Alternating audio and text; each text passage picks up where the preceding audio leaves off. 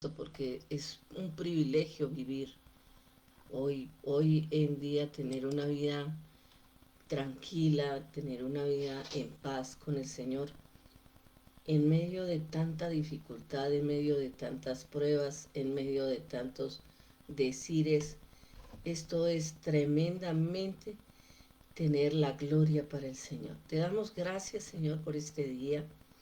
Bendecimos tu presencia, Señor. Te damos a ti la honra, la gloria, Señor, porque tú eres un Dios de honra y de gloria, Señor. Hoy bendecimos tu palabra, Señor, que va a ser impartida. Esta consejería, Señor, que se está llevando a cabo a través de una persona eminente, Señor, que tiene el estudio, los recursos en sus manos, que ha dispuesto su tiempo para bendecir al pueblo, Señor. Hoy te pedimos, Señor Jesucristo, que le des sabiduría, gozo en medio de cada palabra, que cada persona que entre a este en vivo, Señor, tenga una respuesta para sus cosas, para sus inquietudes, Padre. Hoy te pido, Señor Jesucristo, que seas tú, Señor, atando los aires, las potestades, gobernadores de tinieblas, toda hueste de maldad que habita en las regiones celestes. Hoy te pido, Señor Jesucristo, que seas tú fluyendo a través de estas vías cercianas, Señor. Que seas tú levantando, Señor, a todos los hombres y mujeres que necesitan escuchar esta palabra. Que seas tú redarguyendo de pecado, vida y juicio al que necesitas, Señor. Levántate y resplandece porque ha llegado la luz de Cristo, dice tu palabra. En este momento, Señor, nos disponemos a hacer, a vivir y a poner por obra tu palabra, Señor. Porque aquí se habla la palabra, aquí se goza con la palabra, aquí se sana con la palabra, aquí se redarguye con la palabra. Aquí nos identificamos y nos escaneamos a través de la palabra de Dios, porque es una palabra que no añade tristeza, que nos da vida y vida en abundancia. Hoy atamos todas las emociones, Señor, todo lo que hay en emociones, todo lo que es emocional, todo lo que no es de Dios, Padre, hoy lo atamos, lo encadenamos en la tierra, lo encadenamos en el cielo y lo mandamos a la profundidad de los abismos. Padre, hoy te pedimos, Señor, que seas tú, Señor, presidiendo esta reunión, dando los consejos más importantes a las parejas que necesitan para poder avivar el fuego, Señor, porque a veces el fuego se apaga. Y por este tiempo, Señor, avivamos el fuego del Espíritu de Dios, el fuego del Padre, del Hijo. Derrámalo, Señor, en tu pueblo, en el nombre poderoso de nuestro Señor Jesucristo. Oramos, Padre de la Gloria, hoy específicamente por la mamá de la pastora Socorro Pinilla, Señor. Padre, sabemos que ella está viviendo momentos difíciles, Señor.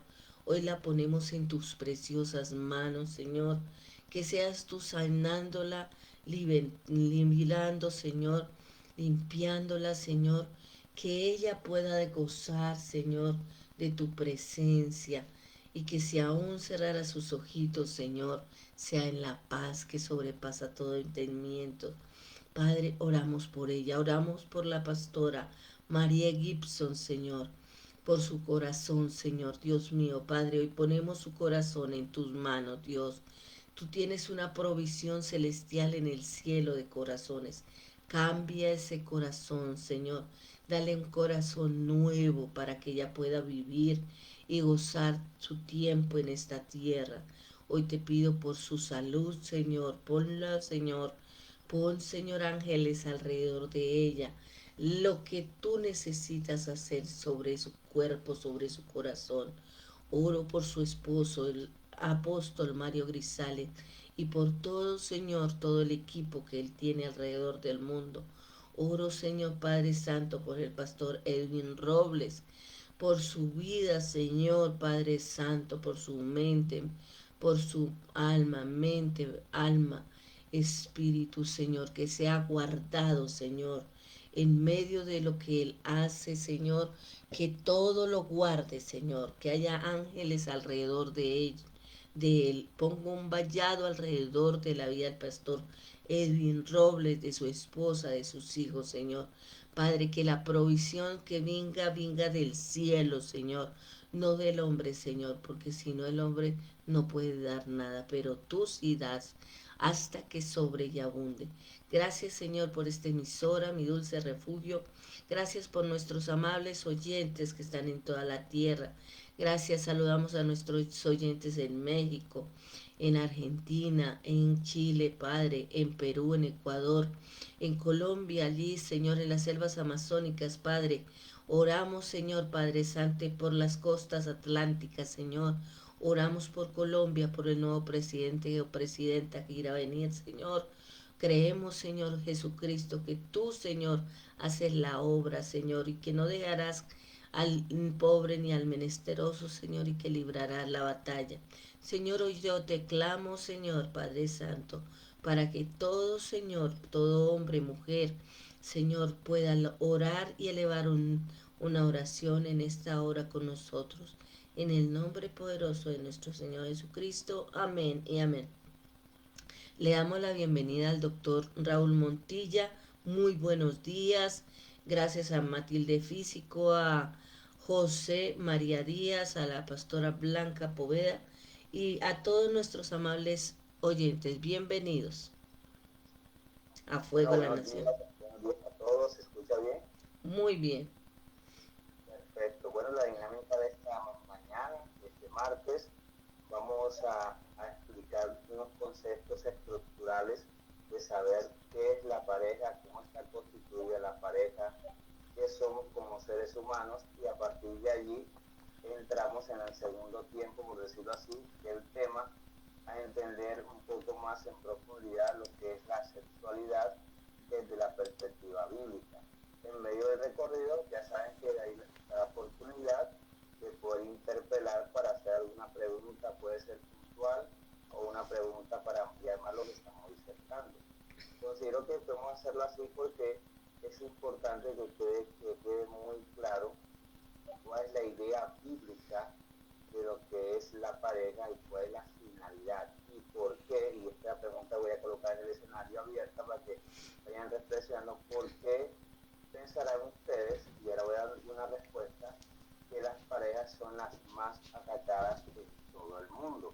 Cuando una pareja se une nueva y publica en las redes sociales o declara su amor, siempre hay dos bandos, los que son felices por esa unión y los que no.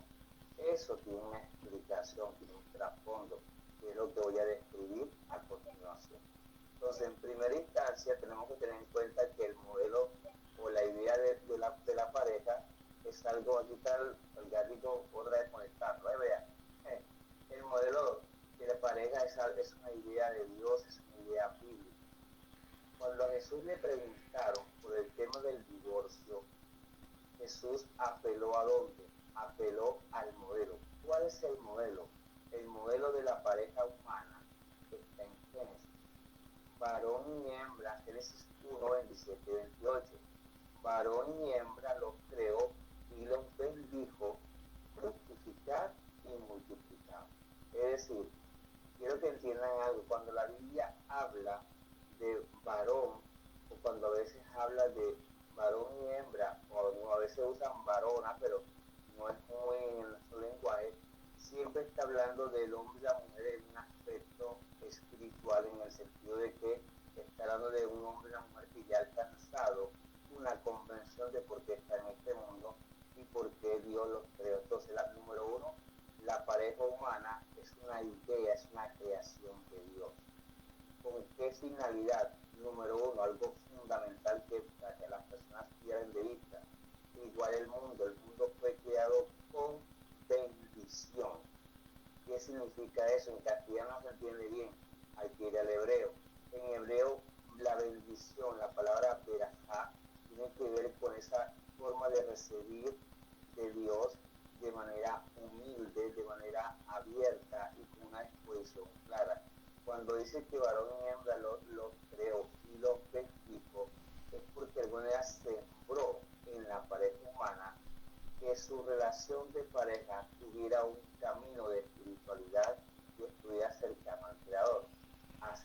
en segunda instancia, habló de la fructificación y la multiplicación. Fructificar obviamente es una metáfora, es una imagen de que uno se une en pareja para desarrollar frutos. Los frutos principales de una relación de pareja, obviamente ustedes lo saben, son los hijos.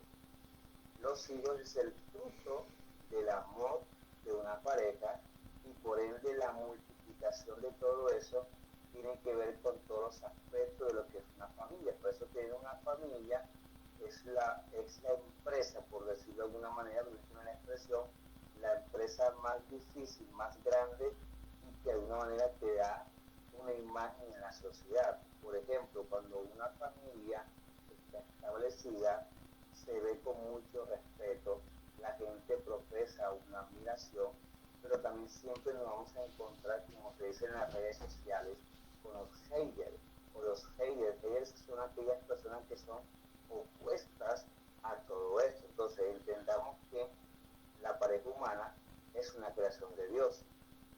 En segunda instancia, el Dios en Génesis 2:24 estableció que el hombre no estuviera solo, igual que la mujer no estuviera sola. De pronto la Biblia siempre habla en línea del hombre, pero no es que está hablando como una especie de solamente enfocar en eso, sino que también está hablando en los dos aspectos. Entonces, ¿por qué el Eterno se dio cuenta de que el hombre no es bueno que esté solo?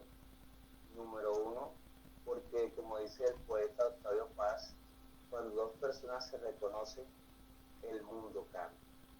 Cuando un hombre y una mujer se conocen, se encuentran, ¿por qué cambia el mundo? Porque la unión del hombre y la mujer es al mismo tiempo, atención, la unión del hombre y la mujer es al mismo tiempo una unión y un establecimiento del orden divino.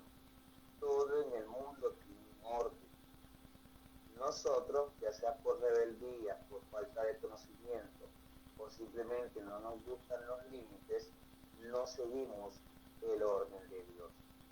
¿Por qué? Porque tenemos nuestras propias creencias, nuestras propias ideas, y ahí empiezan los grandes problemas.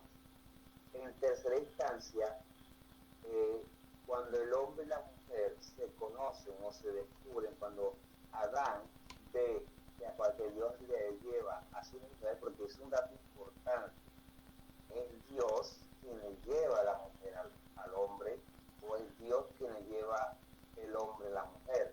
Hay que entender esto. Lo voy a decir con una frase, con una imagen que aprendí hace mucho tiempo. Una vez le preguntaron a un rabino, ven acá, ¿a qué se dedica tu Dios? Y él dijo, a hacer pareja. ¿En serio? Ah, pero si eso es fácil.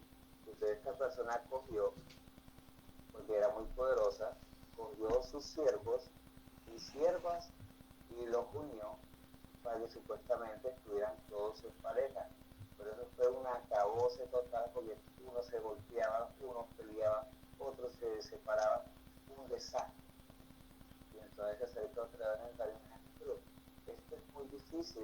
Y el rabino dijo, sí, es difícil cuando no entiendes cuál es el propósito de lo que te dije. Hacer pareja no siempre, y esto es muy importante, siempre cuando hablamos de pareja hablamos del hombre y la mujer, pero a veces Dios también une personas por propósito, une personas que de alguna manera no están en el vínculo del matrimonio, no están en el vínculo de la sexualidad, sino que son personas que tienen que conocerse. Esto lo digo para que amplíe un poco, porque a veces conocemos personas en el camino y uno siente una conexión, uno siente una empatía, pero es por un propósito más elevado.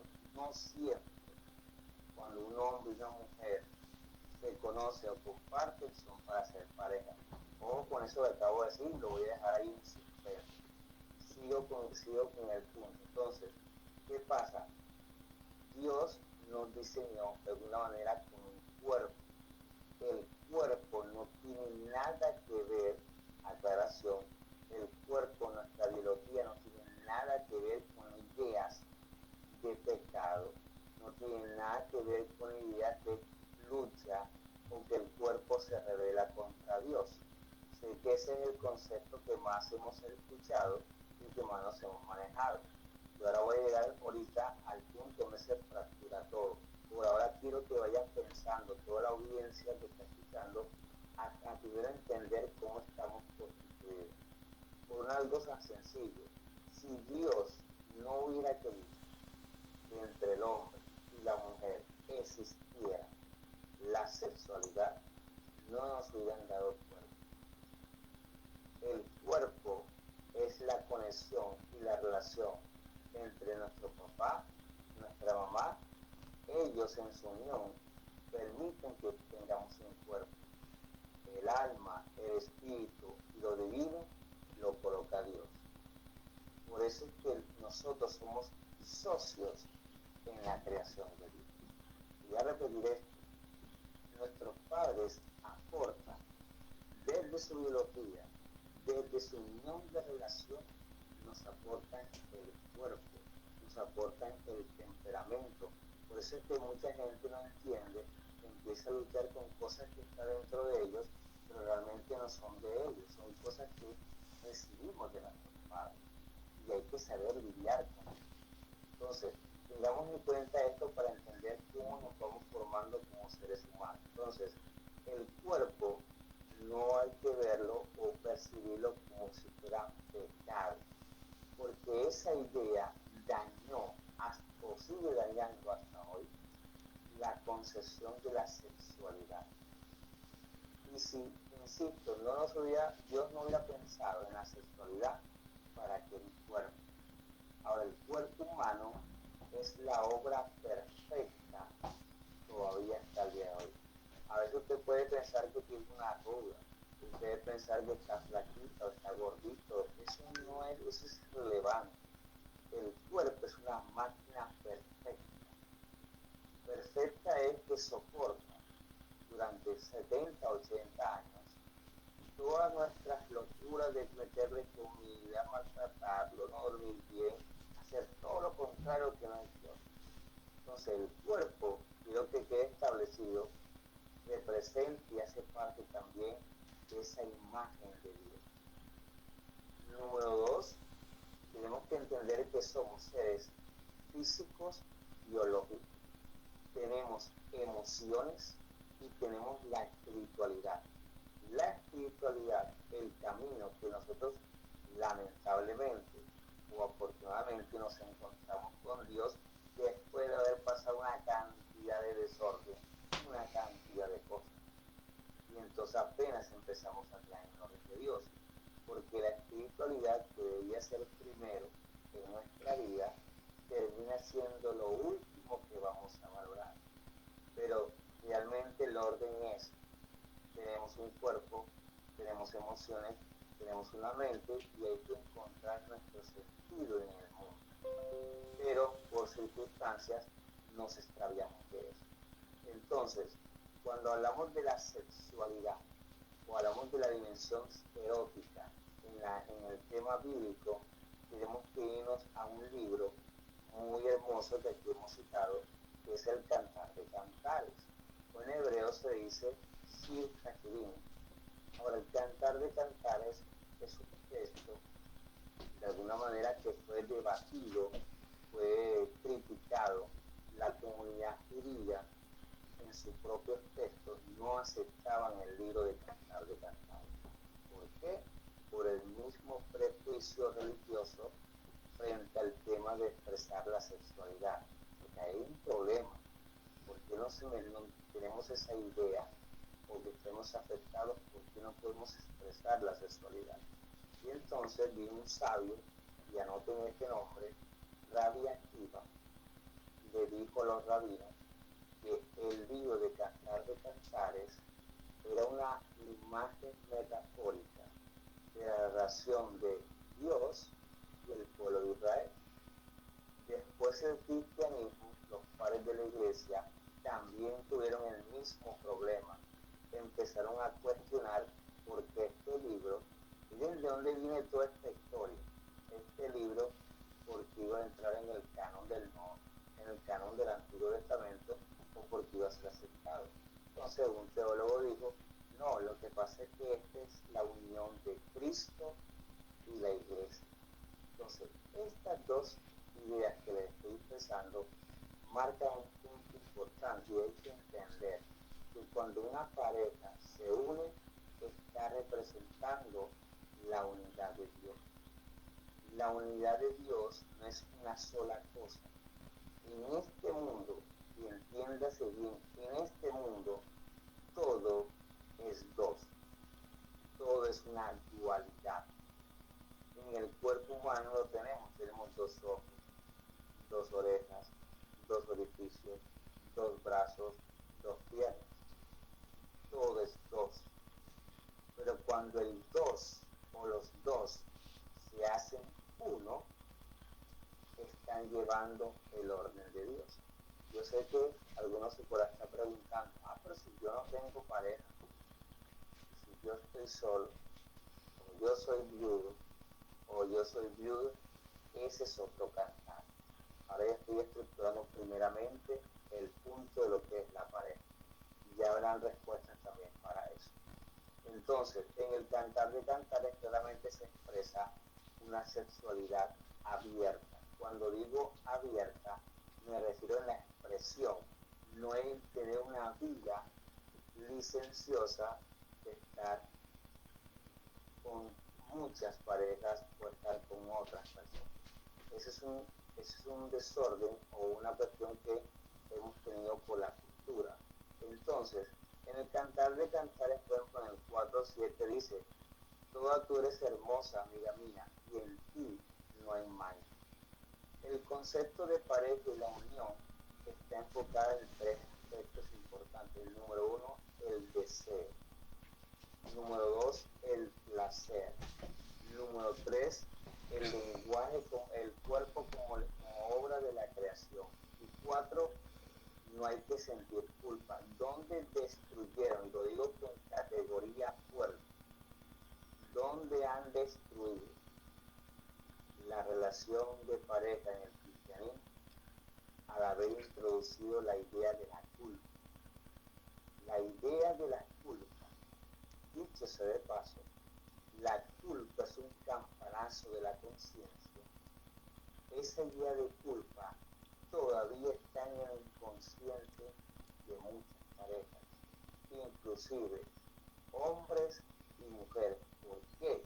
Porque queremos meter o introducir la moralidad en el vínculo de la sexualidad, queremos meter la moralidad en el vínculo de la relación de pareja. Cuando uno decide unirse con alguien, debe entender que te está jugando todo de ti. No es simplemente pasar un día, 2 días, sino que estás entregando mucho de tu persona.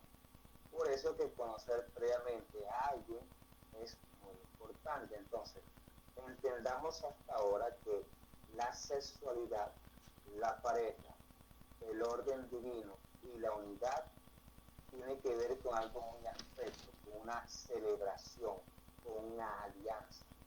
Así como el Eterno hizo una alianza en el pueblo de Israel, igualmente el hombre y la mujer establecen una alianza. Nosotros lo conocemos por la sociedad civil, por todos estos estamentos de derecho, lo conocemos como el matrimonio. Entonces el matrimonio es la celebración de una alianza o de un pacto, que a la gente le gusta más esta palabra, pero que en realidad está representando ¿qué? Está representando la unión con Dios. Porque mientras que nosotros en este mundo todo está separado, todo está dividido, en Dios no existe, atención, no existen las cosas separadas. En Dios todo está unido. ¿Qué significa eso? Que la percepción de Dios, de las Sagradas Escrituras sobre la pareja, es que ellos son uno. ¿Qué dijo Jesús en Juan 17? Padre, yo quiero que tú y yo seamos uno y que ellos sean uno como tú y como yo. Ese concepto del uno es muy importante. Por eso es que cuesta dificultad, por muchos conflictos y muchas diferencias, lograr esa unidad en la pareja. Ahora conectando con lo que detrás de bambalinas, como dicen en el teatro, me decía la estimadísima Blanca y algunos amigos acá, Pablo en 1 Corintios 7, de 3 al 5, dice claramente, el marido cumpla con la mujer el deber conyugal. Pero ¿qué pasa si el hombre, digamos en su virilidad, quiere tener intimidad sexual con su pareja y su pareja no tiene, digamos, la misma disposición, la misma actitud o por alguna cuestión están en conflicto? Eso ahí literalmente está rompiendo la unidad. Pero antes que reaccionen las mujeres que están aquí, deben entender que no estoy diciendo, aclaración por si acaso, que eso sea una obligación. Legalmente, yo no soy abogado, aclaro, pero por la experiencia uno va conociendo ciertos detalles. Legalmente, para que un matrimonio sea consumado, debe literalmente consumar, debe haber el acto sexual. Pero en el caso de lo que nos está diciendo Pablo aquí, y en otros pasajes que yo mencioné, que el hombre no se niegue, la mujer no se niegue, ahí entra a solucionar muchos aspectos, porque a veces el hombre, por el maltrato de palabras, por el maltrato económico, por el maltrato de toda índole, disminuye, apaga esa entrega y ese deseo que la mujer puede expresar. Ninguna mujer consciente o ninguna mujer que se valora se entrega a un hombre que la maltrata. Si a ustedes o los que me están escuchando, lo digo con mucho respeto, o usted ha funcionado así en su matrimonio, permítame que le diga que está en un grave problema. No solo en un problema psicológico, porque se está usted autolastimando o cayendo en el juego de lo que nosotros conocemos como el masoquismo, y que eso se vive demasiado en las parejas, y no solamente, sino que está rompiendo el orden divino, porque el orden divino no es ese de que tú estés sufriendo, de que tú estés siendo obligada o que tengas que mantenerte en algo que ya no tiene la armonía, no tiene el propósito. Reitero, la unión de una pareja se hace por un propósito elevado. ¿Qué significa un propósito elevado? Por ejemplo, hay parejas que se conocen o personas se unen porque hay un ministerio en el fondo, hay un trabajo espiritual con las personas. A veces Dios une personas así, inclusive en el vínculo de una relación matrimonial. ¿Pero por qué? Porque hay un propósito elevado. A veces ingenuamente algunos hombres o las mujeres se casan porque piensan, lo voy a decir un poco, piensan que va a tener sexualidad todos los 2 días, los 305 días al año. Eso no siempre pasa. ¿Y por qué no siempre pasa? Porque hay otros aspectos. A veces la economía, hay problemas, lo que están los niños, están las situaciones, que eso afecta el vínculo matrimonial. En este caso, la conyugalidad. No estoy diciendo que no deba hacerse así o no, simplemente que son aspectos que tú tienes que ir entendiendo. Si lo has vivido o lo estás viviendo o si lo vas a vivir, debes saber manejar eso. Porque a veces esas ideas que nosotros tenemos frente a la relación de pareja han hecho más daño que lo que a ti te ha pasado en una relación de pareja. Siguiendo con Pablo, aquí Pablo está hablando de una reciprocidad. No es solamente el hombre satisfacer o dar placer a la mujer, o no solo la mujer al hombre, hay una reciprocidad, hay una entrega mutua. Y grábese bien lo que voy a decir. Si en esa entrega está tu ego, si en esa entrega están otras cosas, eso va a afectar la relación. Porque en la sexualidad se mide, declaración en la sexualidad se mide el grado de intimidad que puedes llegar con otra persona. Cuando digo el grado de intimidad, no me refiero simplemente al acto en sí, sino a todo eso lo que implica. Cuando un hombre y una mujer se unen en la sexualidad, la consecuencia de eso debe ser un estado de felicidad, debe ser un estado de plenitud. Pero cuando no hay eso, es lo peor que puede pasar a un hombre o a una mujer. Porque si en eso también hay una falla, un error, ¿cuál falla y cuál error? Que no conectan en el lenguaje de la sexualidad, en el lenguaje de autodescubrirse, en el acto, entonces eso va a afectar. Entonces, hasta ahora hemos hablado de que la unión de la relación entre el hombre y la mujer es un orden divino, que cada pareja representa ese orden divino. El hombre y la mujer cuando se unen con un propósito. No es solo una cuestión de biología, tener hijos y tener una familia para que otros me vean, no, sino que tú estás llevando a cabo un orden. Ahora, todo esto que he dicho, también hay que entender lo que es un misterio. Y no lo estoy diciendo yo. En Efesios 5, 31 y 32, dice Pablo, hablando de la unión de Cristo y la iglesia, que va a entender por qué la Biblia usa esas metáforas por eso. La metáfora de las bodas del Cordero, la unión matrimonial del alma con Dios. Todas esas imágenes tienen que ver con lo que estamos hablando. ¿Qué dice Efesios? Gran misterio es este, mas yo digo esto respecto de Cristo y la iglesia. El hombre sea para la mujer y la mujer para el hombre. Ahora entonces, el matrimonio, la unión de pareja, es lo más sagrado que existe para Dios. 2, porque ahí se revela también el amor de Cristo. Cuando un hombre, ¿por qué usted cree que ve casos como que, por ejemplo, un hombre ha sido mujeriego y se encuentra con una mujer que no lo ha sido? Y se unen y funcionan perfecto. El hombre que era mujeriego se le botó todo. Eso pasa. ¿Por qué? Porque hay momentos en que en etapas de la vida ya la persona está hastiada de todo y está buscando el orden. Si usted no ha sentido, atención con esto, ese deseo de entrar en el orden de Dios, debe revisarse y evaluarse un poco más.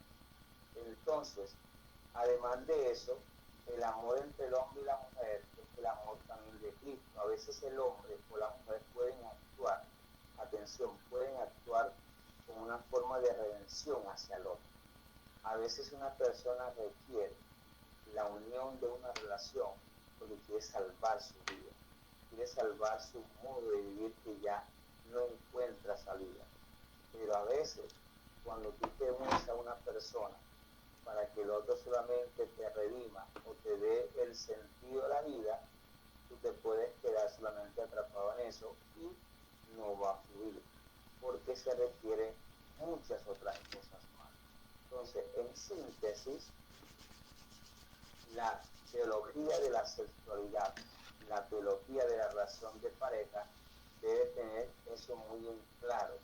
Es que no existe en las Sagradas Escrituras una condena, atención, una condena, hasta donde yo he estudiado. No soy absoluto, no lo sé todo. Ustedes pueden tener otras cosas que yo no he leído, pero hasta donde han llegado mis estudios sobre estos temas, la Biblia no desprecia el cuerpo. Pregúntate esta mañana, yo desprecio mi cuerpo, yo no valoro mi cuerpo. Segundo, no me permito tener emoción, alegría, felicidad, tristeza. A veces hay que permitirse la tristeza, a veces hay que permitirse el dolor. Cuando digo esto me refiero a que a veces tenemos que sentirlo, porque a veces hay una idea, yo lo aprendí también en un seminario, Y que como estamos en la vida espiritual, no puedes sentir tristeza, no puedes sentir desolación, no puedes sentir porque tienes falta de fe. No, ojo con eso. Hay personas que tienen esos episodios, tienen esas emociones, tristeza, incluso y están felices en el camino de Dios, porque son cosas que van a ir sanando en el camino. Entonces tengamos en cuenta que la sexualidad es lo más puro de lo puro. No es un instrumento para explotación, no es un instrumento para dominar o controlar. Es algo que está en el ámbito de lo sagrado. Ahora, entendamos algo, dos palabras claves aquí: eros y ágape. Yo sé que ustedes conocen bastante sobre esto. Generalmente se habla de los tres tipos de amores: el amor fileo, el amor fraternal de la familia, el amor eros, que es el amor de la pasión, de la sexualidad o de la pareja, y el amor de Dios, o el amor de voluntad. Esos tres tipos de amores deben estar conjugados para que haya un equilibrio en una relación de pareja. Si solamente hay amor de Dios y no hay el amor de la sexualidad, algo está fallando, que no está completo. Como no está el amor fileo y si está el amor ágape. Eso hay que revisar en cada uno de los que están escuchando, lo que están aprendiendo o lo que están compartiendo. Porque cuando el eros y el ágape están, entonces podemos decir que estamos ante una persona o ante una pareja con una madurez espiritual. ¿Por qué? Porque está integrando todos estos elementos. Ahora, cuando el eros se separa del ágape, entonces estamos viendo al otro o a la otra como una cosa, como un objeto. Y eso pasa mucho en distintas relaciones, que se lo ve al hombre o a la mujer como un objeto. ¿Objeto para qué, dirán ustedes? Objeto para mi satisfacción egoísta, narcisista para mí. Saben que está de moda este tema del narcisismo. Entonces tenemos que entender cuál es el aspecto de eso, porque la espiritualidad, y ahora voy otra vez al Génesis, cuando en hebreo dice Ish, Isha, hombre y mujer, ambas palabras Ish, Isha, tienen que ver también con el fuego. Cuando entre el hombre y la mujer, en ese fuego, cuando digo fuego, estoy hablando del fuego espiritual, estoy hablando del fuego de la sexualidad, estoy hablando del fuego del buen trato. Cuando esas tres cosas se pierden, ya ese fuego que está se convierta, empieza a trabajar como una destrucción para ti. Porque entonces empieza a aparecer esas emociones de ira, frustración, rabia, inclusive no quiero ver más a esa persona, inclusive puede contemplar la posibilidad de destruir a la persona. ¿Usted dónde cree que salen esas emociones? Del mismo vínculo en que la persona está. ¿Pero por qué? Por alguna razón de pronto no ha sanado aspectos de su mente, no ha sanado aspectos emocionales, o simplemente ha sido muy maltratado o muy maltratada esta persona. Ahora, desde la psicoespiritualidad, porque ahora voy a dar los 10 minutos para que no nos cojan el tiempo, 10 minutos para impresionar de ustedes. Voy a ir cerrando con esto. Ahora voy a hablar de la dimensión psicoespiritual de todo esto. Está contenta, mi estimadísima Jenny. Número 1. Desde la psicología más profunda, atención, la sexualidad es un espejo del alma. La sexualidad es un espejo del alma. Porque en el acto de la sexualidad se mide el nivel de confianza, está el apego, están todas nuestras aspectos. No es algo físico, es la exposición de ti. Entonces, muchas parejas, y esto también lo he visto en la práctica clínica también, es que hay mujeres que han sido abusadas, o inclusive hombres que han sido abusados. Y obviamente en la intimidad tú no puedes esconderte porque eres vulnerable en el sentido de que tú te muestras. Si hay parejas que están pasando eso, deben revisar ese tema, deben hablar o simplemente consultar. ¿Consultar qué? Un especialista, un terapeuta de parejas y ojalá que maneje la espiritualidad. Entonces, tengamos en cuenta que todo esto que estamos hablando tiene que ver con lo que Dios nos ha regalado. Clarifico, la sexualidad no es pecado. El cuerpo es creación de Dios. La espiritualidad unifica todo lo que somos nosotros, cuerpo, mente y emociones. Si solo nos quedamos en la biología, en las emociones y en la psicología, falta el tercer elemento. Muchas parejas, creyentes o no creyentes, inclusive están en esos dos planos, pero no han pasado a la espiritualidad. Cuando la espiritualidad está, todo se va unificando. Entonces, esta disertación, esta conferencia o esta enseñanza apunta a que usted empiece a replantearse algunos aspectos que usted ha tenido sobre la sexualidad. Ahora, los que por alguna razón están viudos y tu condición es de quedarte así, tienes la libertad para hacerlo. El que nunca se ha casado, hombre o mujer, y quiere quedarse así, no está prohibido.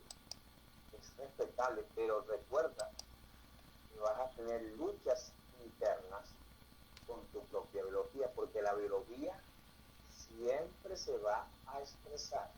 Cuando digo la biología, estoy hablando de ese deseo, porque somos seres deseantes. Deseamos el abrazo, deseamos el cariño, deseamos ser amados y amados. Entonces, viudas, solteros, con la gran pregunta del millón: si no soy feliz en mi matrimonio, ¿me puedo separar? Esa es la pregunta y esa es la respuesta que están esperando muchos, muchos aquí, estimadísima Blanca y algunos aquí.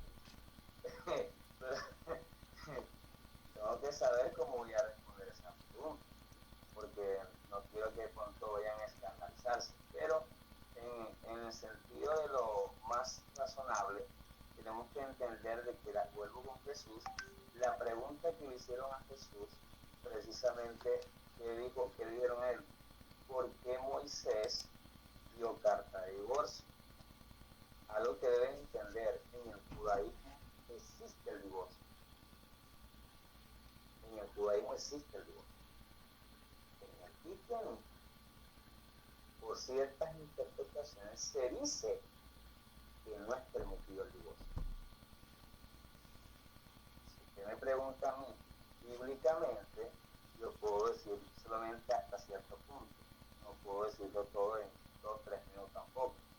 Es que yo no puedo, como consejero espiritual, como terapeuta o algo, decirle a una mujer que se quede en un matrimonio si está siendo destruida en toda su autoestima, inclusive maltrato físico. Pero yo no soy la autoridad para decidir. Yo solo soy un consejero. Y se lo digo a los ministros que están aquí o los que están estudiando en otros países: tú no puedes tomar decisiones por las parejas. Es el peor error que tú puedes cometer, porque tú no sabes si esa persona tiene un trauma o tiene una herida o literalmente depende económicamente de esa persona. Y no puedes decir: no, sepárate. Yo no puedo hacerlo. Por eso, cuando uno se entra en el campo de la consejería y de parejas, debe estar bien sustentado emocionalmente, psicológicamente y espiritualmente, porque son orientaciones de mucho cuidado. Pero insisto, el debate está en no tanto es si me separo o no. El tema está es qué tipo de relación yo quiero vivir, quiero tener y quiero experimentar. Porque muchas personas no tienen pareja porque realmente se asesinaron de todo. Y eso es respetable. Yo no puedo obligarlas, soy el líder, soy el pastor, obligarlas a que se casen. Obviamente, Dios quiere que haya pareja, Dios quiere que existan familias, pero obligados con maltrato, abuso y falta de propósito, en lo personal, no creo que Dios quiera una unión así. Suspendemos hasta aquí. Muchísimas gracias. Muchísimas gracias. Le damos la palabra al pastor José María. Muy buenos días. Tres puntos que voy a tratar. El primer punto, nosotros los abogados somos consejeros en los negocios jurídicos, en los contratos.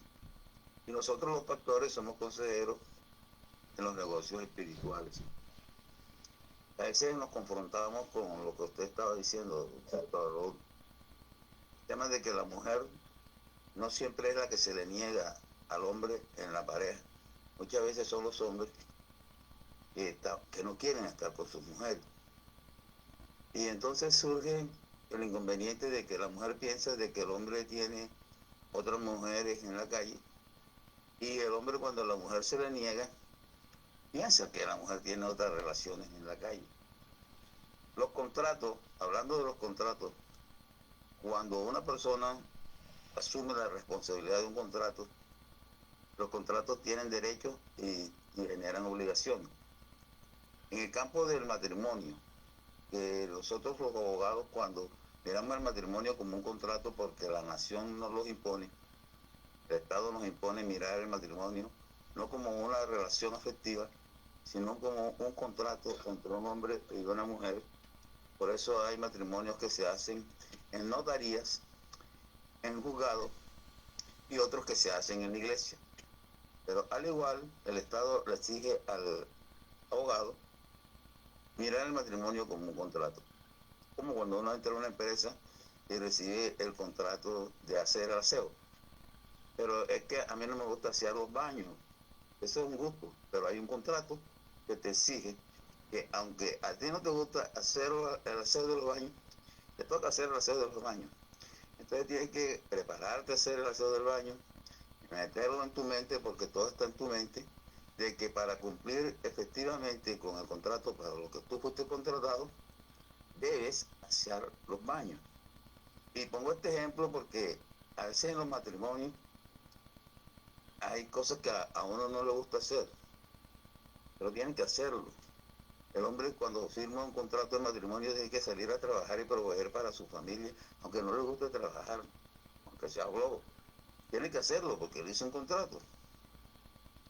La mujer también tiene que derivar las cosas de los contratos, de estar pendiente, como dice Proverbios 31, la mujer virtuosa. La mujer tiene que estar pendiente de los alimentos, está pendiente de los vestidos, está pendiente de la heredad, de que tengan una casa donde vivir, porque Dios ya todo lo tiene en la Biblia. Entonces, la pregunta es si se puede negar la pareja a tener la obligación de la relación sexual, como lo planteó el apóstol Pablo. El apóstol Pablo dice, no se puede. No se puede porque eso va a causar trauma dentro del contrato. Claro que nosotros abogados miramos eso. Cuando a mí no me conviene un contrato, pues termino el contrato. Pues le digo al jefe, mire, yo no puedo trabajar con usted porque me toca lavar los baños. Y a mí no me gusta lavar baños. Entonces terminamos el contrato y listo, se acabó el problema. Lo mismo que Dios es Jesucristo. Dios los hizo hombre y mujer. Pero si el hombre repudia a su mujer, es carta de divorcio. ¿Por qué?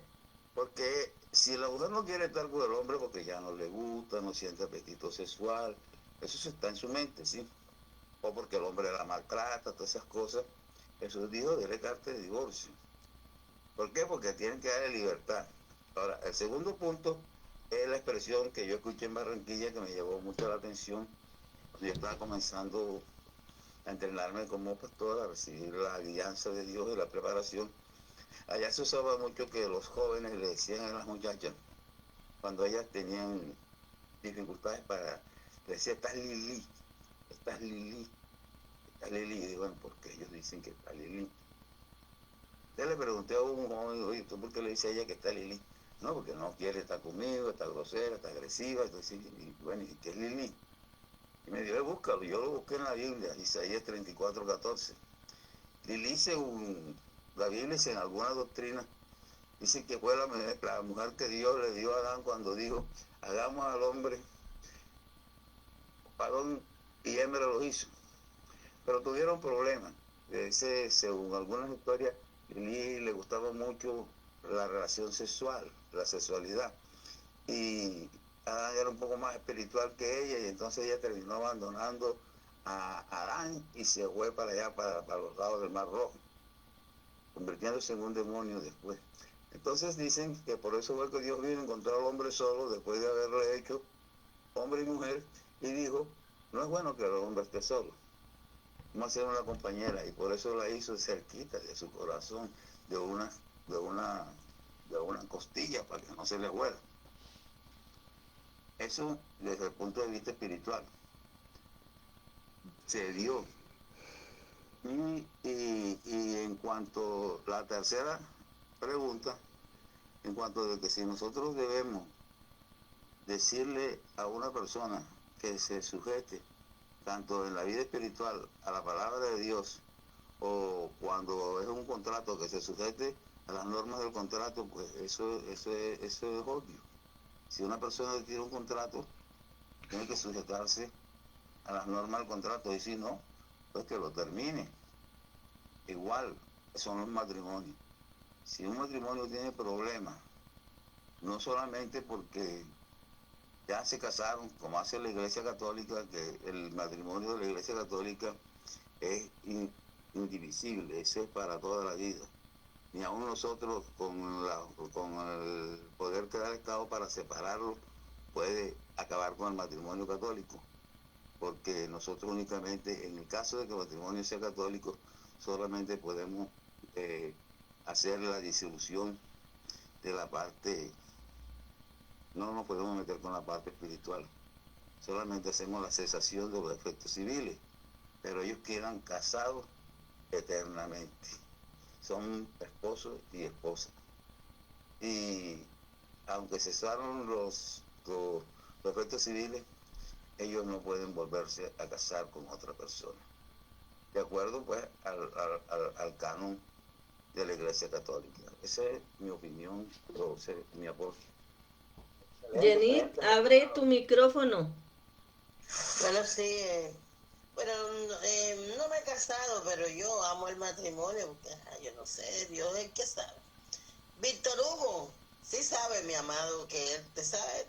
El matrimonio perfecto, siglo XIX, el más grande de los romanticistas de la historia, el señor de Nuestra Señora de París, Los Miserables, pero él tuvo un poema perfecto, el matrimonio perfecto. Él describe el matrimonio perfecto como la unión sublime entre la criatura más elevada, hombre, y el ideal más excelente, mujer, uniendo la fuerza y la ternura en un cambio espiritual. Cita a menudo que la pareja busca la realización cósmica a través del amor verdadero y la complementariedad, superando juntos las etapas de la vida. Él dice que el hombre es la más elevada de las criaturas, la mujer es el más sublime de los ideales.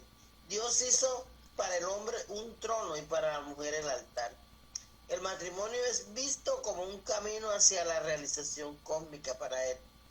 Bueno, la idea se centra en que la unión trasciende lo físico, convirtiéndose en una unión de almas que persigue la evolución conjunta, superando las dificultades de la convivencia con amor maduro. En los que se van a casar, como Matilde, le digo que se lea ese libro. Ese libro puede ser del siglo XIX, pero para ti que eres una mujer romántica, te lo sugiero. Es como decir, vamos a hacer una comparación aquí, que por haber vivido intensamente su vida, la hierba seca aún llama la atención de quien pasa.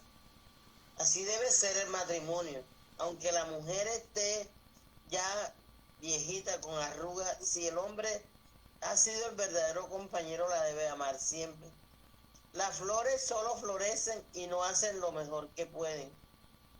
Sí, y lo hacen lo mejor que pueden.